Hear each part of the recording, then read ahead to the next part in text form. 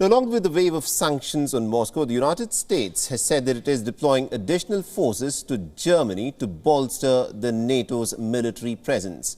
And it's doing this, according to the United States, in the face of Russia's invasion into Ukraine. Now, Biden has also underscored that the United States forces are not and will not be engaged in a conflict with Russia over Ukraine. This is what Biden has unequivocally said. However, he also in the same breath insists that every inch of NATO territory will be defended.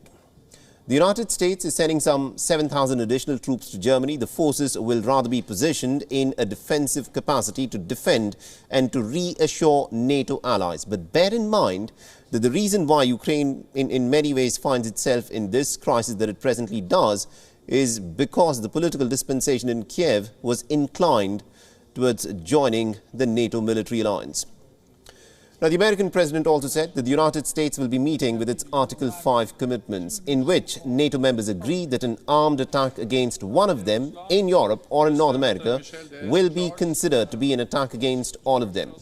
Since Ukraine is not a member of the NATO military alliance, these protections, which NATO says apply to all NATO members, do not apply to Ukraine, and therefore the United States and its NATO military alliance is not going to come directly to the rescue of the Ukrainians, and it is helping out Ukraine with financial sanctions on Russia.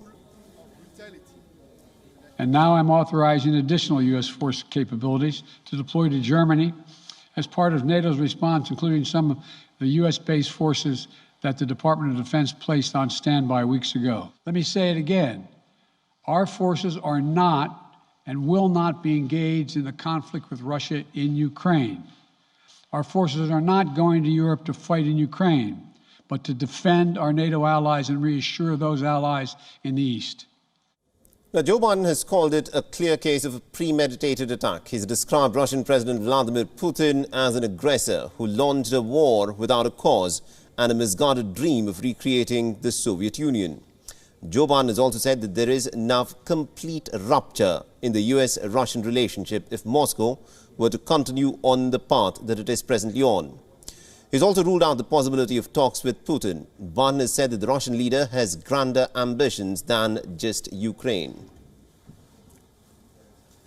He has much larger ambitions in Ukraine. He wants to, in fact, reestablish the former Soviet Union. That's what this is about. And I think that his ambitions are completely contrary to the place where the rest of the world has arrived. It's a large conflict already. The way we're going to ensure it's not going to aspire to a larger conflict is by providing all the forces needed in the Eastern European nations that are members of NATO. NATO is more united than it's ever been, and I have no plans to talk with Putin.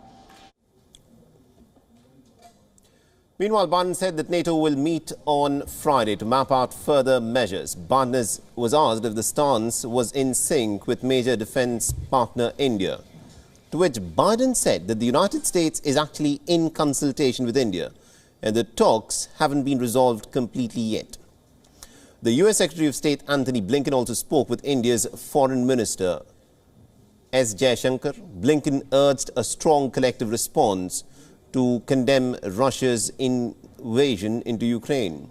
The 15-member United Nations Security Council, of which India is also a member, is likely to vote on Friday on a draft resolution. The resolution will, of course, seek to condemn Russia for having invaded into Ukraine and will require Moscow to immediately and to unconditionally withdraw its troops out of Ukraine.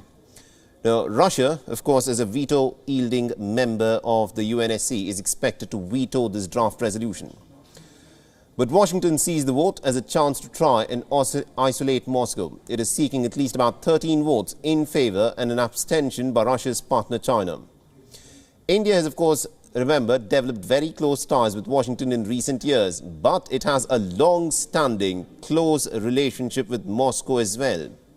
India has so far avoided condemning the Russian actions in Ukraine, although the Indian Prime Minister has urged for an end to the cessation of hostilities. There was also a call that he made to the Russian President Vladimir Putin and expressed his deep concerns about the 20,000 Indian nationals, most of them students, who are presently caught up in the conflict in Ukraine.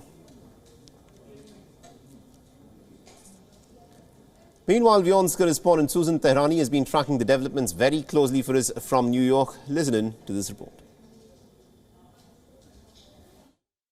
U.S. President Joe Biden said on Thursday that the United States plans on having consultations with India regarding the crisis in Ukraine. Biden was asked whether India was fully on board with the United States in dealing with Russia, in which he answered, "We are going to have consultations with India. We haven't resolved that fully." Shortly after, U.S. Secretary of State Antony Blinken contacted his Indian counterpart to discuss the situation in Ukraine. According to the State Department, Blinken, quote, stressed the importance of a strong collective response to condemn Russia's invasion and call for an immediate withdrawal and ceasefire. Meanwhile, also on Thursday, Indian Prime Minister Modi spoke with Russian President Putin about the situation in Ukraine.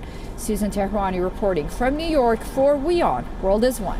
WION is now available in your country. Download the app now and get all the news on the move.